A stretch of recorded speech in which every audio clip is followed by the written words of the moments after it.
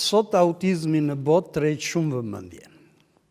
Të gjithë njerëzit, pothuaj të gjithë, duan të dinë çfarë është, tek është, kysh vjen, nga vjen, çfarë duhet të bëjmë, cilat janë shenjat e para, kur duhet të alarmohemi e të tjera. Autizmi është një gjendje që ka të çrregulluar komunikimin, socializimin dhe sjelljen.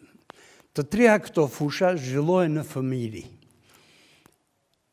Atëre fëmijët duhet që në fëmijëri të mëkohen, ashtu siç mëkohen me qumësht, duhet të mëkohen me komunikim, me socializim dhe me sjellje. Komunikim do të thotë të flasin vazhdimisht dhe gjithmonë për çfarë ndodh në shtëpi.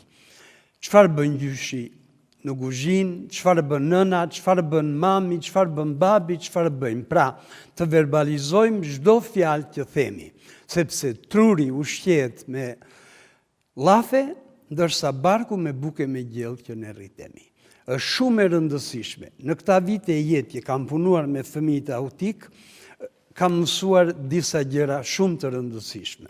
E para është që fëmia duhet që në fillimet e jetës tij të jetë në komunikim, parsi është një objekt komunikues dhe duhet të flasim shumë me të.